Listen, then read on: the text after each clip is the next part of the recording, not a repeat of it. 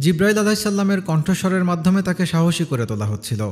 আর ঘরে খাদিজা ছিলেন তার মানসিক ভরসার অন্যতম শক্তিকেন্দ্র। সকল শঙ্কা, ভয়, দুশ্চিন্তা থেকে তিনি তাকে মুক্ত করে আনতেন মানবীয় ভালোবাসায়। কখনো তাকে ভীত হতে দিতেন না। এরপর থেকে এমন ঘটনা প্রায়ই ঘটতে লাগলো। কখনো তিনি অপার্থিব আলো দেখতে পান, কখনো অদৃশ্যের সম্বোধন শুনতে পান, কখনো প্রকৃতির অস্বাভাবিক কোনো দৃশ্য দেখতে পান। খাদিজাকে তিনি প্রতিটি ঘটনা বর্ণনা করতেন। এসব শুনে খাদিজা স্বামীকে চাচাতো ভাই ওয়ারাকা ইবনে নওফেলের কাছে নিয়ে গেলেন।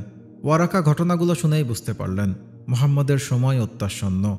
ওয়ারাকা ইবনে নওফেল মুহাম্মদকে অভয় দিয়ে বললেন, আপনার বর্ণিত এসব ঘটনা যদি সত্য হয়, তাহলে তো তিনি সেই ফেরেশতা যিনি মুসা আলাইহিসসালামের কাছে পয়গাম নিয়ে আসতেন।